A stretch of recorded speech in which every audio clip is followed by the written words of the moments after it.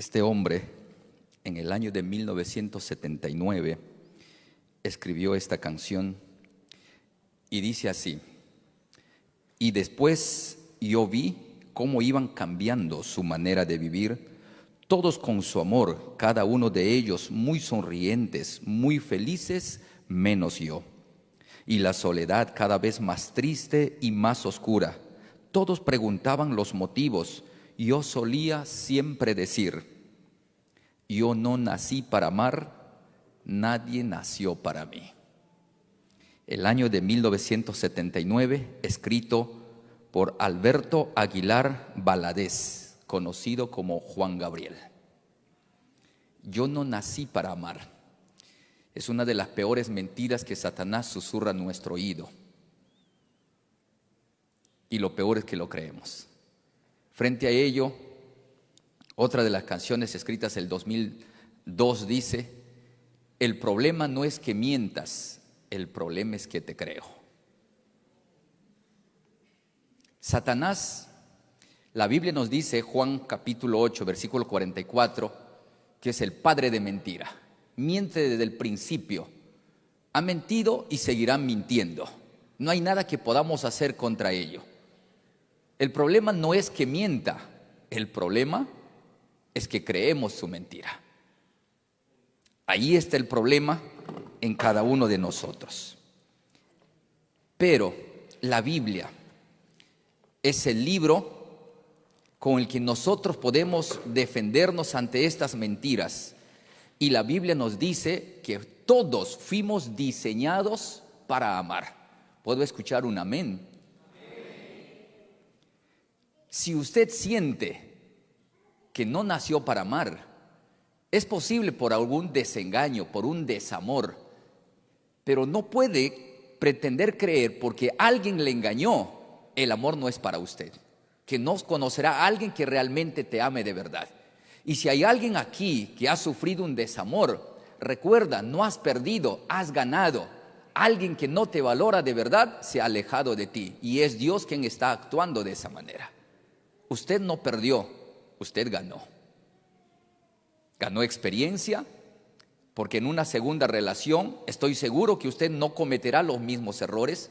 No se va a apresurar a entregar sus emociones como lo hizo en la primera relación, que al segundo mes usted ya estaba en los brazos de ese hombre creyendo que él es el hombre de su vida, que le ama de verdad, simplemente porque le dice que no te conozco mucho tiempo, pero siento que te conozco de toda una vida.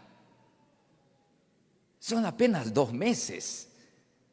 Y esas palabras no tienen que ver nada con las neuronas, tiene que ver con hormonas. Lo que siente por ti no es amor, es pasión, es atracción. Es una atracción carnal que no viene de su razón, tiene que ver con sus emociones. Necesitamos evaluar cada aspecto de nuestra vida, de acuerdo a la edad que tienes, para que veas qué errores estás cometiendo, identificarlos y modificarlos. Y es allí, de la forma como inicia la Biblia, el primer libro en orden cronológico, el Génesis. Muchos dicen que el Génesis, en el capítulo 1 tal vez no hay nada que aprender. Pero cuando uno lee de manera detallada el capítulo 1 del libro de Génesis, solamente con el capítulo 1 usted puede solucionar su vida entera. En el capítulo 1 vemos a un Dios ordenado. Vemos a un Dios que hace las cosas de manera intencional y que no avanza su labor sin antes haber evaluado. La evaluación, todo lo que puede ser evaluado puede ser mejorado. Evalúa tu vida, evalúa tus emociones, evalúa tus acciones. Y para eso tenemos el culto matutino y el culto vespertino. En el vespertino debemos de tomarnos el tiempo de evaluar lo que hicimos durante el día, las veces que metimos la pata, las veces que ofendimos, para que cuando lo identifiques, tu comportamiento sea diferente el día de mañana. Porque si no te detienes a evaluar tu vida, cometes error tras error y todavía te pones a cantar tropecé de nuevo y con la misma piedra. Claro, eso sucede porque no evalúas. porque no identificas los errores, no identificas el camino que estás transitando, que no es el adecuado, que es el más sencillo, es más fácil de transitar, pero no es el mejor. Si logras identificar, etiquetar tus errores, entonces las cosas van a cambiar. En el libro de Génesis capítulo 1 versículo 4 presenta el primer día de creación. Dios crea, pone en marcha su acción creadora, pero no avanza al segundo día sin antes haber evaluado. Y su evaluación de ese día, la creación de ese día, Él concluye de la siguiente manera.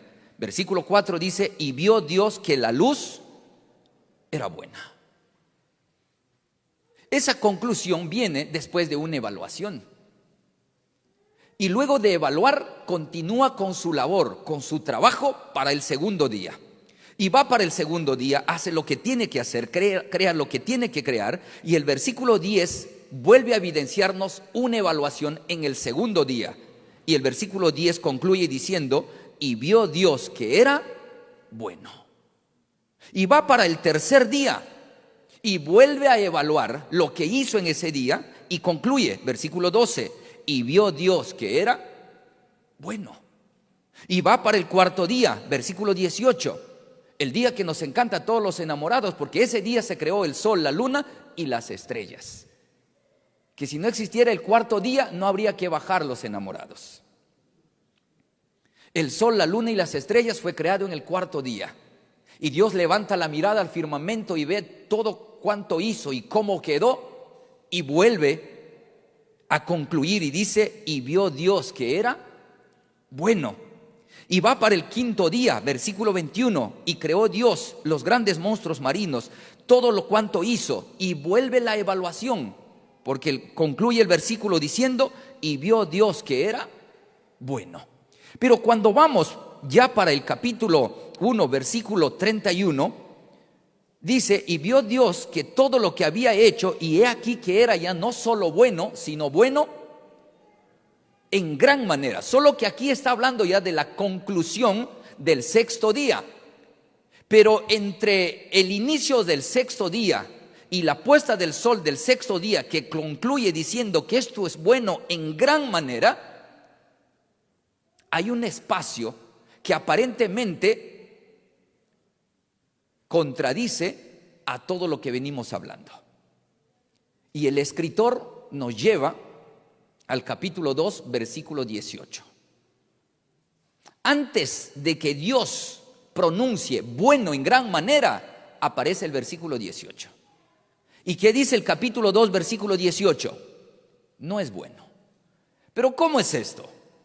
Dios viene diciendo todos los primeros días que es bueno, que es bueno, que es bueno, que es bueno, pero ahora aparece y dice que no es bueno. Pero para que el pensamiento del lector no divague, el escritor especifica que no es bueno.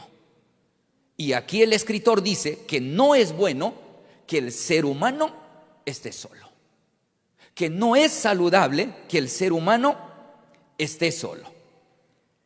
Este es el menú de la semana. Es un buffet para que todos lo podamos disfrutar. No es bueno.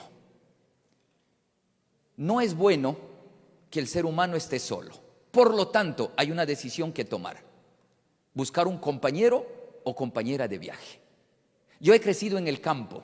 A mis 9, 10 años, acompañaba a papá a la montaña a bajar madera cedro, y eran caminatas de 12, 14, 20 horas. Y cuando en esa caminata solo iba con papá, el camino como que era un poco pesado. Pero si en el camino encontrábamos a otros vecinos del mismo pueblo que iban en la misma ruta por el mismo trabajo, eso se hacía divertido, que el uno contaba un chiste, que el otro contaba una historia. Y cuando vamos acompañados, el camino se hace más corto. Es por eso que Dios dice que no es bueno, no es saludable. Hoy la ciencia ha demostrado que la soledad envejece, que la soledad conlleva a una muerte prematura, que no es bueno, no es aconsejable vivir en soledad. Y para ello necesitamos tomar la decisión de elegir al compañero o a la compañera de viaje, porque esta vida es un viaje. Y en este viaje necesitamos de un compañero o una compañera para que este viaje sea más ligero, para que este viaje sea más llevadero, para que este viaje sea menos pesado. Y que si en algún momento usted cae, si tiene a alguien al lado, tendrá quien lo levante. Y eso es lo que dijo Salomón, el hombre más sabio de todos los tiempos. Es mejor dos que uno, porque si uno tiene frío, el otro le abriga. Si el uno no quiere comer la comida, el otro lo come. Y así nos ayudamos. Es mejor dos que uno. Pero en este trabajo no es bueno apresurarse, adelantarse, pero tampoco es bueno retrasarse. Todo tiene su tiempo debajo del sol. No te puedes adelantar y tampoco es saludable retrasarte.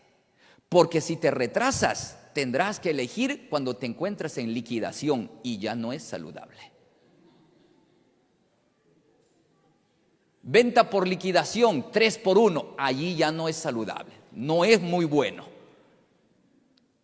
El texto bíblico dice, y dijo Jehová Dios, no es bueno que el ser humano, que el varón y la mujer, la palabra hombre no está hablando del sexo masculino solamente, porque las mujeres aparecerían diciendo que los hombres sin mujeres no podemos vivir, pero que las mujeres sin hombres sí pueden. Pero Dios dice que no, que ni el varón ni la mujer deberían vivir ni solos ni solas. Y Dios decide hacerle una compañera. En el escrito bíblico, en la narración del escritor, aparece colocando al varón como el primer ser creado. Entonces a mí me encanta hacerle preguntas al texto. Entonces yo le pregunto al texto, ¿por qué Dios no creó primero a la mujer?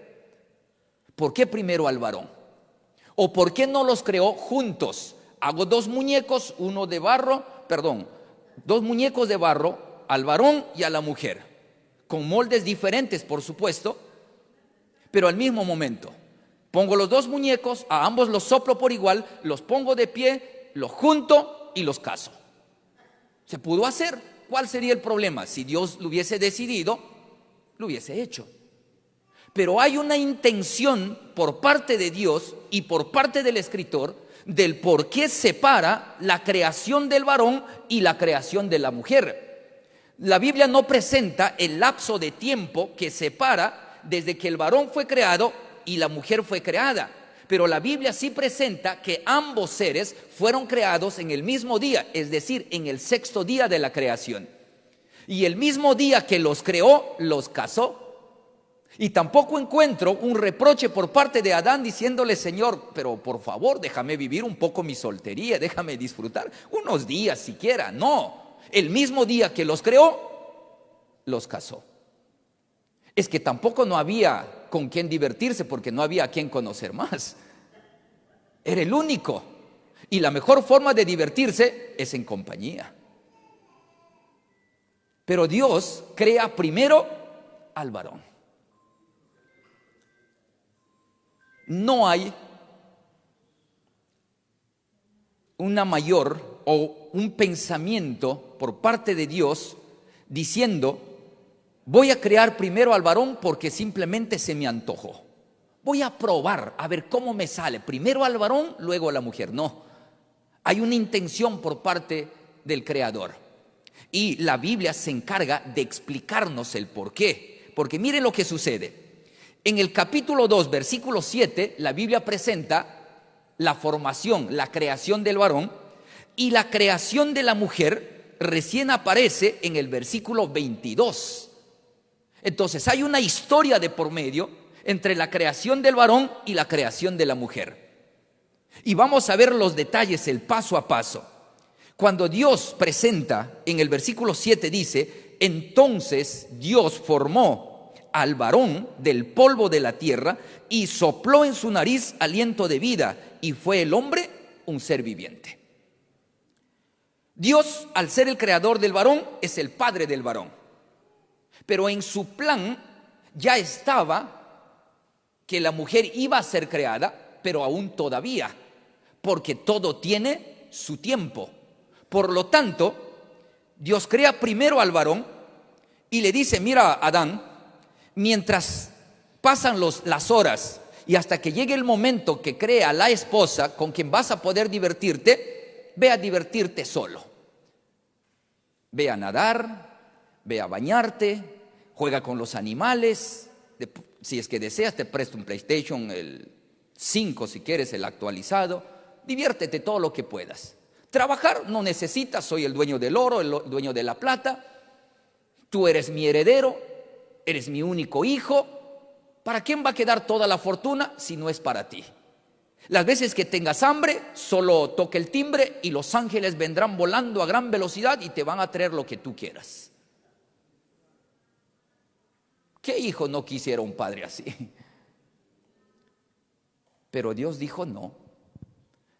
A le tengo que enseñar a ser responsable, porque dentro de unas horas voy a hacer una dama que también va a ser mi hija y la voy a entregar como esposa.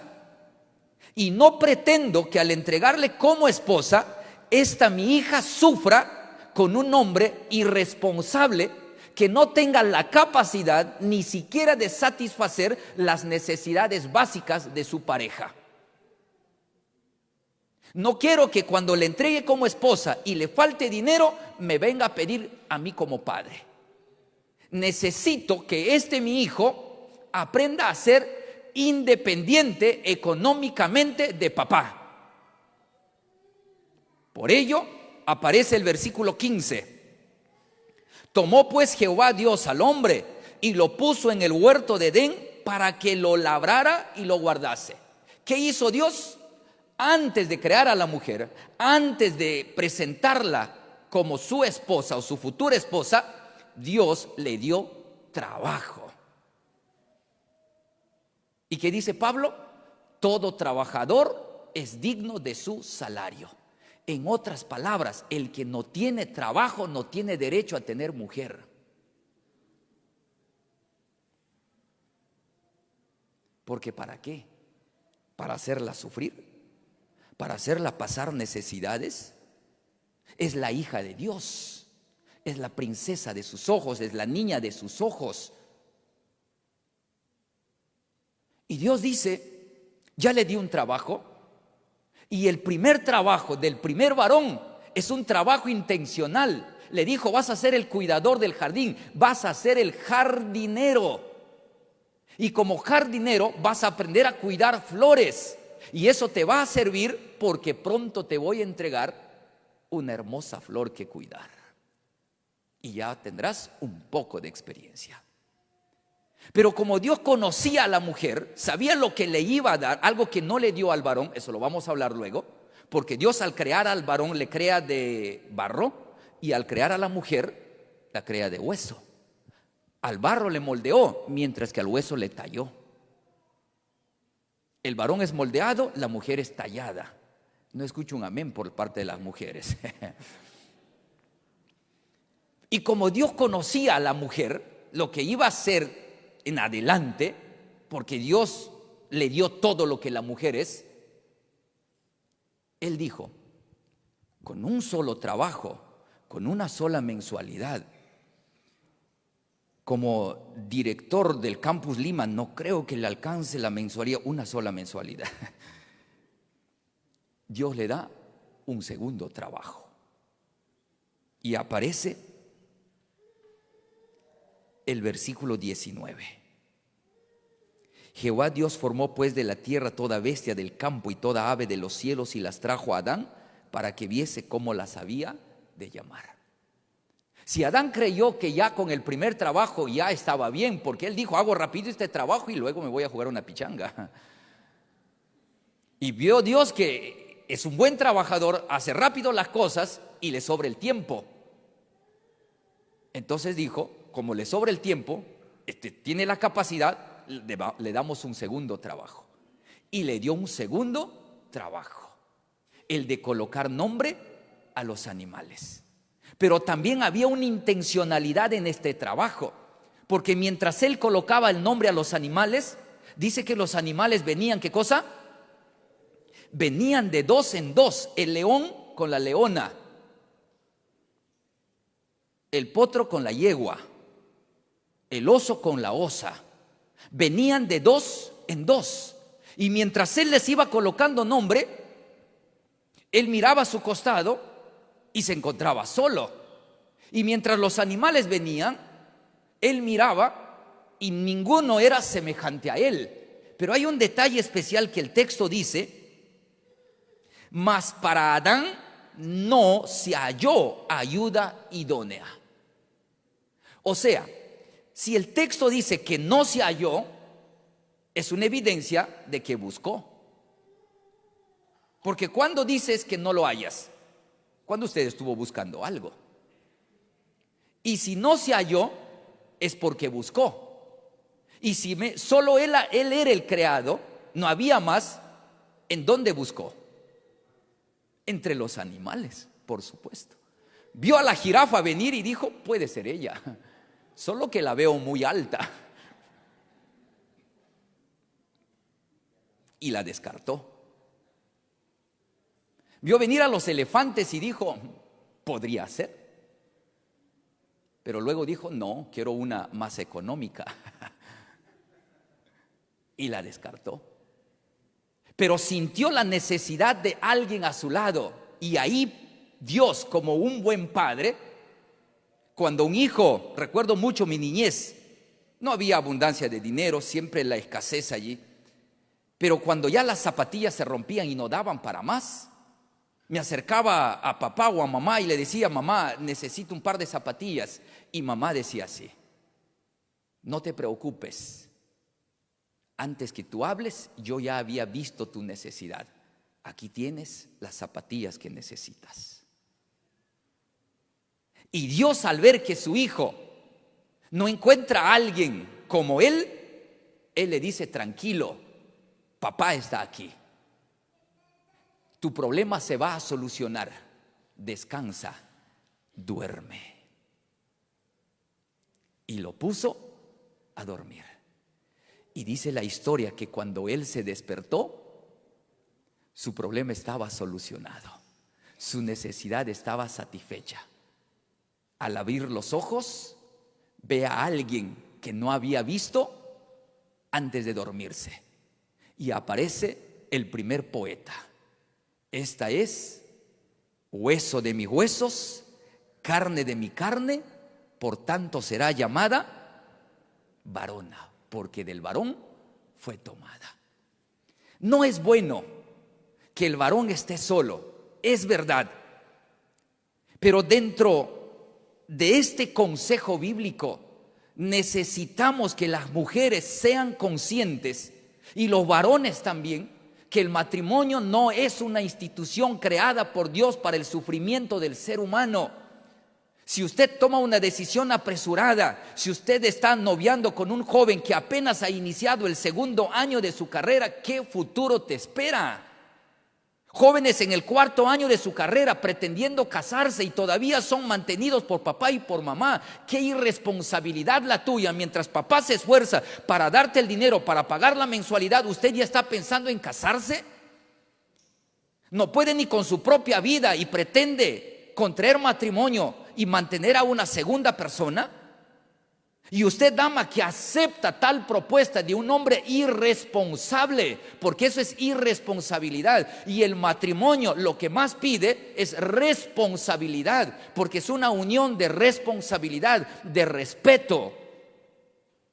Y usted no solo le está faltando a esa dama que le propone matrimonio, sino a los padres que se están esforzando, que le enviaron a usted a la universidad para adquirir un título. Recuerdo a una vecina. Sus padres se esforzaron por mandarle a la universidad y al tercer año regresó con un hijo. Y al hijo el abuelo le puso por nombre diploma.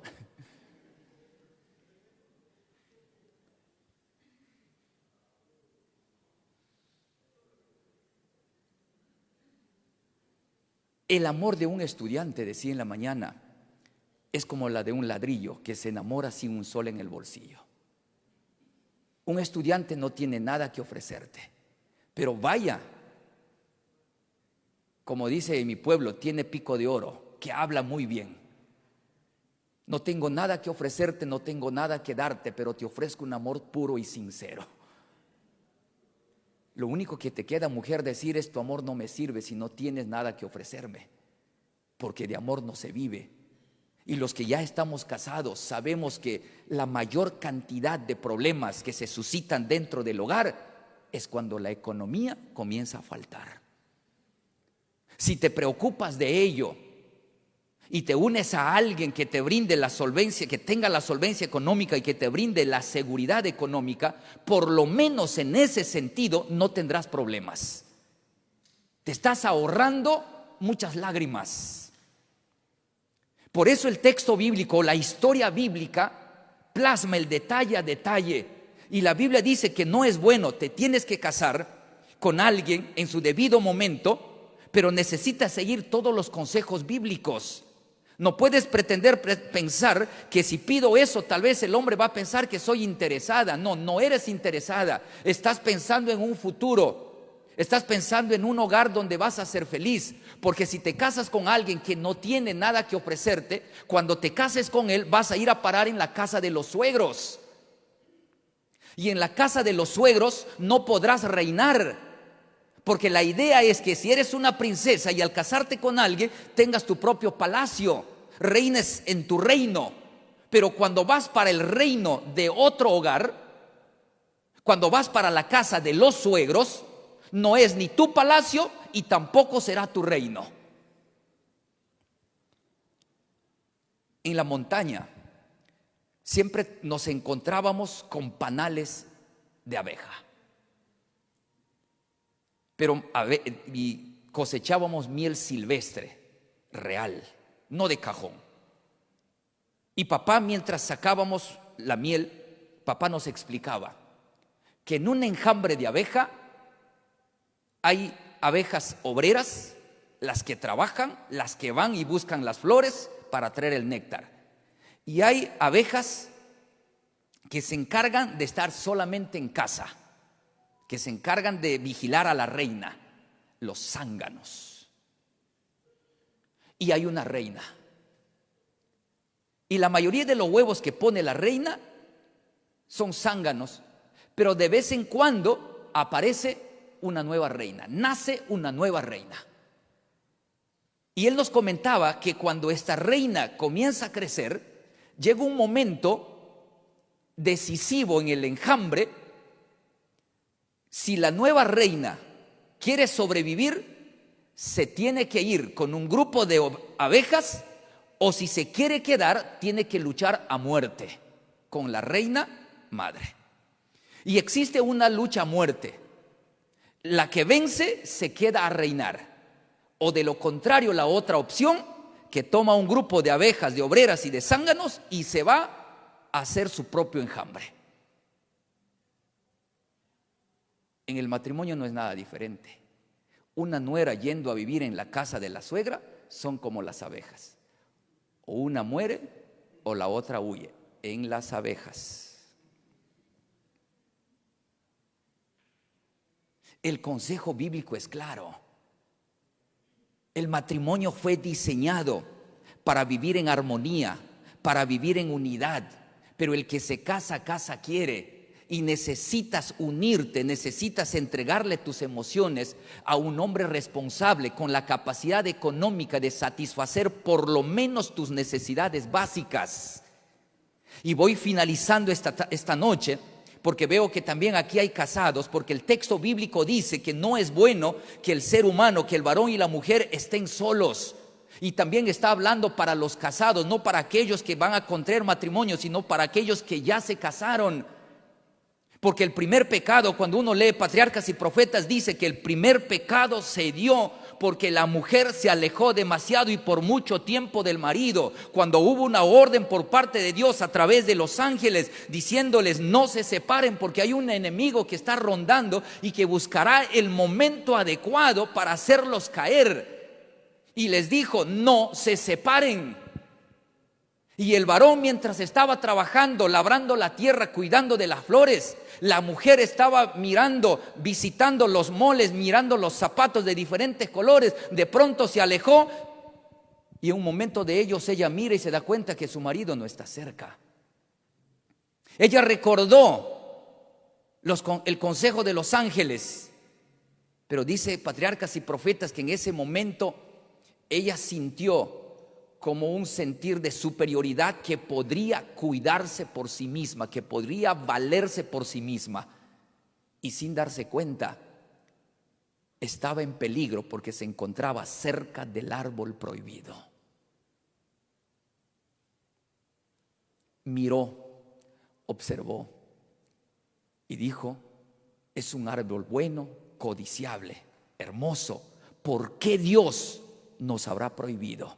Y fue el momento preciso que Satanás estaba esperando. Y fue allí cuando susurró a su oído una gran mentira.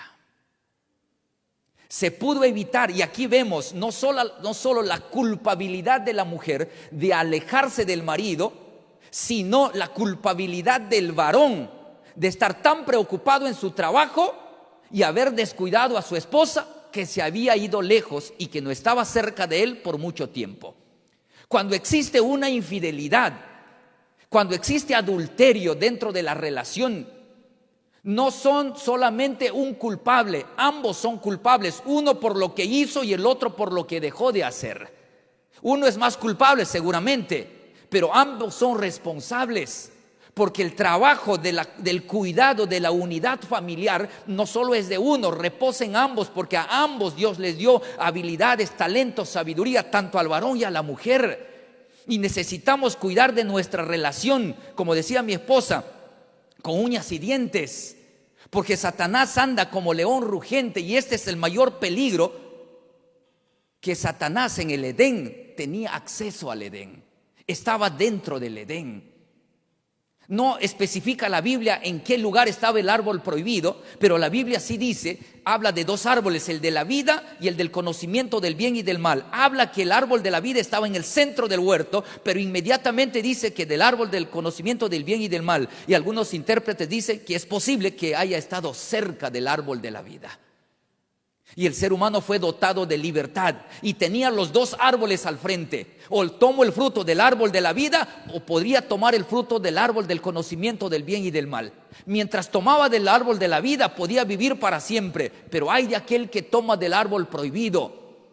El árbol estaba dentro, el prohibido estaba en el huerto, y Satanás tenía acceso a ese árbol, y solo a través de ese árbol podía tentar a la pareja. ¿Saben cuántos matrimonios fracasan intentando servir a Dios, yendo cada sábado a la iglesia, pero muchas veces intentando servir a Dios a solas, olvidando que la serpiente está cerca? En ese tiempo fue la serpiente. Hoy se puede presentar con una minifalda o con un escote demasiado prolongado.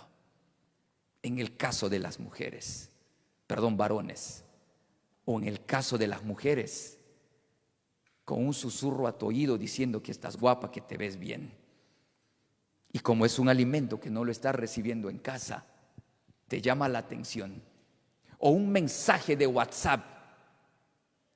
Ayer mi esposa me mostró una imagen y llamó mucho mi atención, y en esta imagen había una frase que decía: hoy en día las redes sociales son el balcón en el que se paró David para mirar a Betsabé.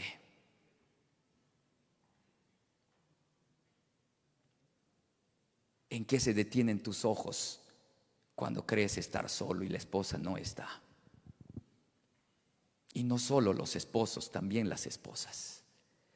Hay una estadística que me asustó en relación a Facebook, y dice que el 67% de mujeres en Facebook buscan a sus ex. No sé si es por curiosidad, no sé si es para ver si está viejo, si está gordo, si se le fue el pelo, no lo sé. Pero buscan a sus ex. Y sabes que eso es peligroso. ¿Y sabe cuándo buscas a un ex? Cuando estás en problemas con tu pareja.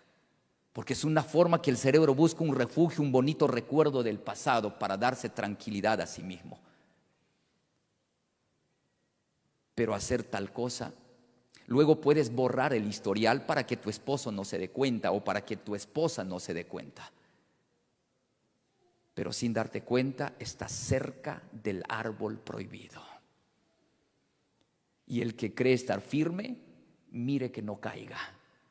Porque en el momento menos esperado, Satanás actuará y lo menos pensado lo habrá realizado. Es por eso que Dios colocó en su palabra aquella orden: no es bueno que el hombre ya casado ande solo, que el hombre ya con esposa ande haciendo vida de soltero, ni el varón ni la mujer. El consejo es para ambos. Cuiden su relación, hagan las cosas, la mayor cantidad de cosas posibles, háganlo juntos. Si alguien va a salir a correr, el esposo sale, esposa, esfuércese, levántese, dese el tiempo, salga con él. Hagan la mayor cantidad de cosas posibles juntos, porque así estarán protegidos. Y yo finalizo con un pequeño juego sencillo. Yo sé que en algún momento ustedes lo jugaron, por lo menos los que tenemos ya 25 años para arriba. Un juego sencillo. Crecí en un pequeño pueblo donde no había luz eléctrica. La única luz que teníamos era cuando llegaba el día. Pero cuando llegaba la luna llena, esa cancha de fútbol frente a mi casa se alumbraba y todos los niños del alrededor salíamos a jugar. Y el juego que más nos gustaba era: juguemos en el bosque mientras el lobo está. Lo recuerdo como si lo estaría jugando. Y nos reuníamos los niños y le elegíamos a uno que era la oveja y que le colocábamos en el centro, y todos los demás alrededor nos agarrábamos de las manos. Y a uno que tenía la nariz más grande le mandábamos de lobo al fondo. Y ahí estaba él, esperando. Y mientras todos los niños dábamos la vuelta alrededor del niño que habíamos colocado en el centro y cantábamos: juguemos en el bosque mientras el lobo está. Y le preguntábamos: lobo, ¿qué estás haciendo? Y decía: estoy preparando mi tesis, a punto de sustentar. Era estudioso.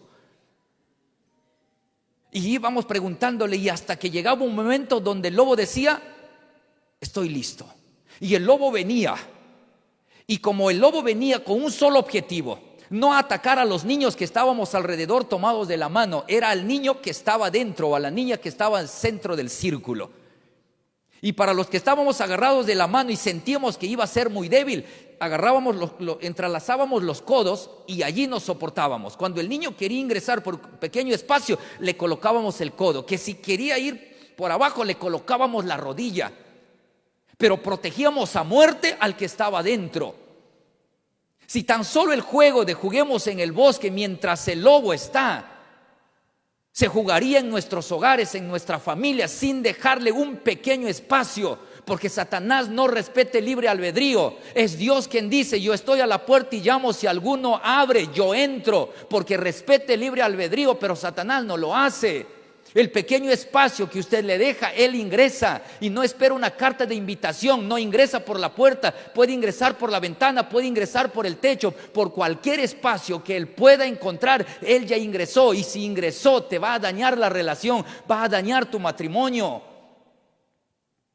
No le puedes ceder ni siquiera el menor espacio posible, y él lo va a buscar y va a ser paciente hasta encontrarlo.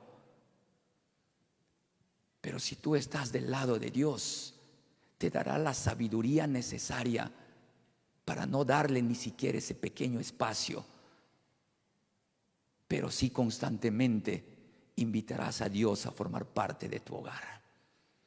Y cuando Él mora en tu hogar, no habrá espacio para nadie más. Cuando Él forma parte del centro de tu familia, no habrá espacio para nadie más. Por eso esta noche yo quiero invitarte a decirle: Señor, visita mi hogar, porque cuando tú estás, Satanás no podrá llegar, porque donde tú estás, no hay espacio para él. Y donde Dios está, tú estás seguro, tu hogar está seguro, tu familia está segura. Por eso esta noche yo quiero que te pongas de pie y juntos podamos decirle al Señor: visita mi hogar. Solo Él puede darnos la fortaleza necesaria. Solo Él puede darnos la sabiduría adecuada para cuidar de nuestro hogar, para realizar la mayor cantidad de actividades juntos y no cederle ni un centímetro de espacio para que ese ser que busca destruir tu hogar pueda ingresar. Amado Padre, infinitas gracias te damos esta noche, porque tú nos regalaste este espacio para meditar en tu palabra. Tu palabra fue escrita y la dejaste para nuestra enseñanza. Señor, aquí estamos muchos de tus hijos ya con un hogar, con una familia consolidada. Tal vez con algunos errores, con algunas dificultades, pero esta noche queremos pedir que nos visites, pero que no llegues para luego irte, sino queremos que seas un huésped más dentro de nuestra familia. Te pido por aquellos jóvenes solteros que vinieron con el sueño de abrazar una carrera. Permite que ese sueño sea una realidad y que nada pueda entorpecer ese objetivo. Dales la sabiduría que necesitan para que la elección de un compañero o compañera de viaje pueda ser en el momento adecuado. Son favores que te pedimos en el nombre de Jesús. Amén. Dios nos bendiga.